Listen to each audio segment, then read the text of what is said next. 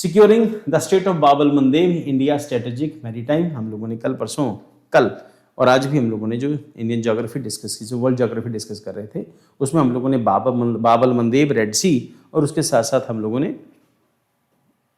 जो Persian gulf है उसको भी डिस्कस किया था, आपको याद होगा।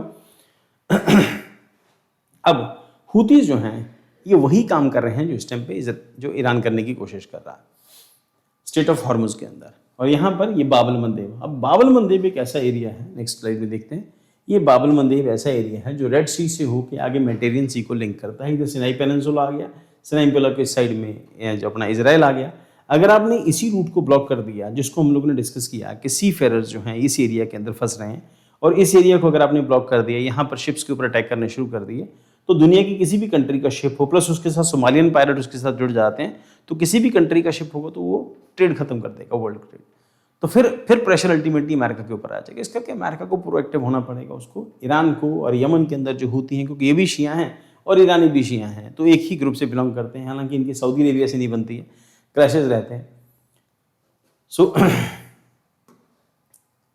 द इमर्जिंग जो चोक पॉइंट है, crisis escalating threats to the Bab al Mandeb Strait, Bab al-Mandeb Strait following tension in the Strait of Hormuz, having highlighted the extreme vulnerability of the global sea lines communication disruption, and this vital maritime node directly threatens nearly 1/3, 33% of India's international trade, making proactive maritime security core national economic priorities.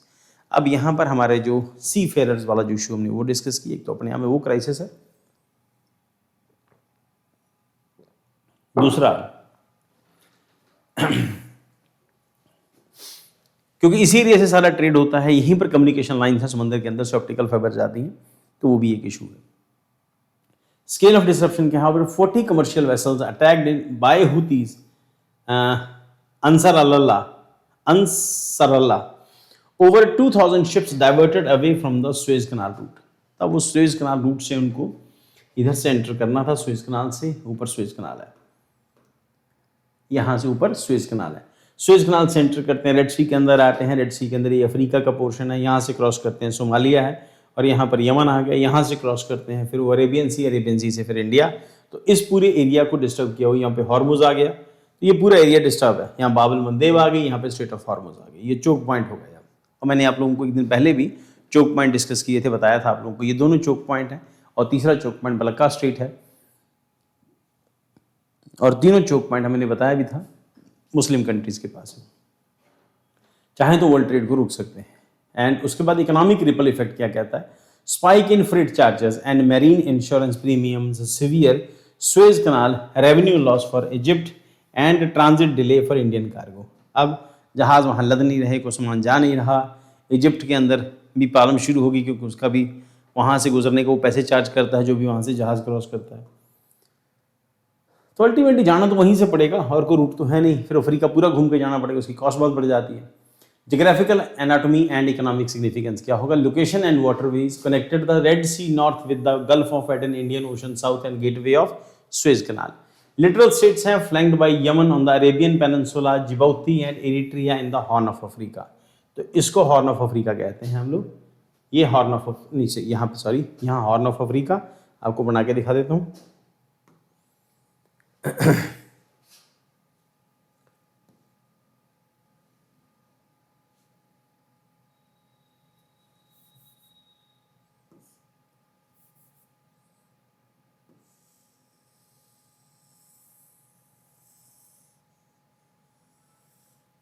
ये red सी हो गया,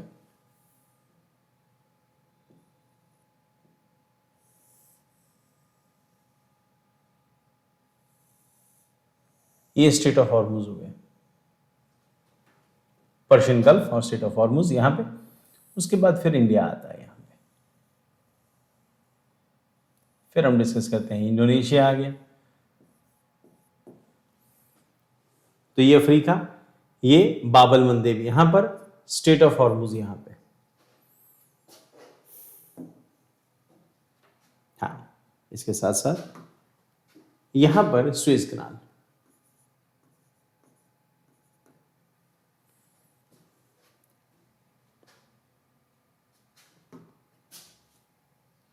next तो Cape rerouting penalty क्या है? Forces rerouting around Cape of the Good Hope adds 10 to 14 days delay in the transit, soaring the fuel cost and logistic friction.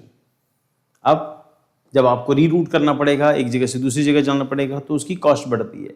Ultimately इतने बड़े ships होते हैं, डीजल से चलते हैं, फ्यूल डलता है उनके अंदर, प्लस उसके अंदर काम करने वाली लेबर है, उनकी भी पर डे जो सैलरी है वो भी पड़ रही है। अगर ये केप ऑफ गुड होप से होके जाएंगे तो जो मैंने आपको पहले बताया कि केप ऑफ गुड होप से इसकी कॉस्ट जो है वो बहुत इंक्रीज हो जाएगी। अब या तो यही रूट है हमारे पास, क्योंकि ये लगभग उसके साथ साथ चलते हैं। फिर केप ऑफ गुड होप, यहाँ पर केप ऑफ गुड होप है, ठीक, तो यहाँ से घूम के फिर आपको यूरोप पहुंचना पड़ेगा, 10 से 15 दिन ज़्यादा भी लगेंगे और ऑब्वियसली कॉस्ट भी बढ़ेगी।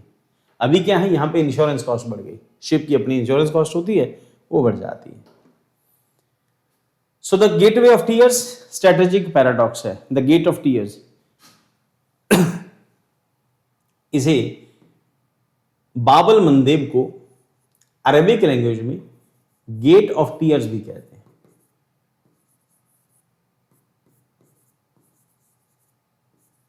Gate of tears Bab el Mandeb को।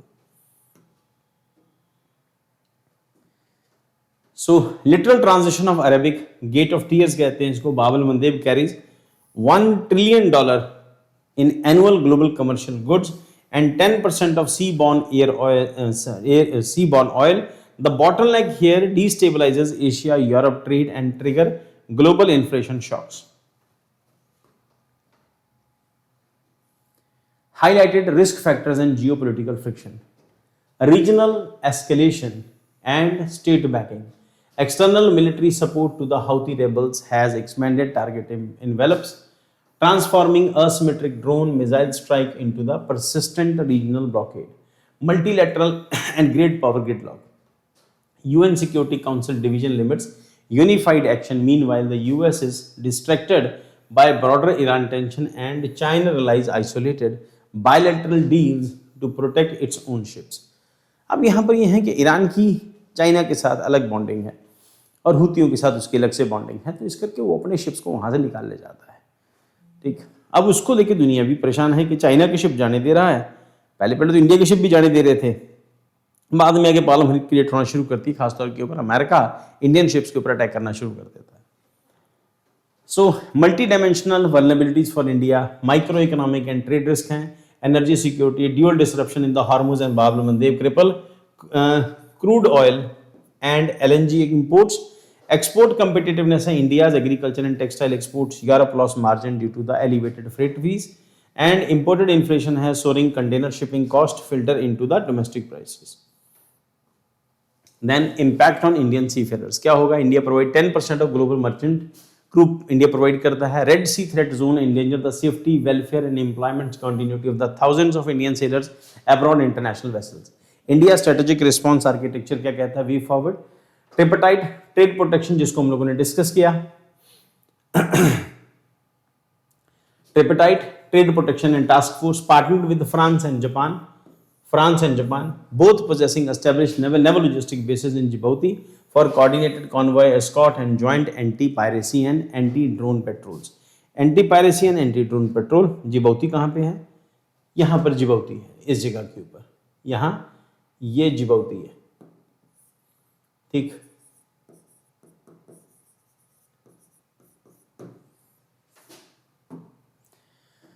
तो यहां पर जापान, फ्रांस, इंडिया यहां पर इस एरिया को प्रोटेक्शन के लिए जिबौती के अंदर हैं, तो अपनी प्रोटेक्शन के लिए काम कर रहे हैं और एंटी ड्रोन पेट्रोल इन सबको मैनेज कर रहे हैं। रीजनल रेड सी डिप्लोमेसी के कहते हैं deepen bilateral security ties with the littoral stakeholders like Egypt and Saudi Arabia to codevelop Red Sea commercial security protocols. अब इजिप्ट और सऊदी अरेबिया इन दोनों को कहा। अब इजिप्ट कहाँ है? इजिप्ट यहां पर आ रहा है और इधर सऊदी अरेबिया आ गया पीछे।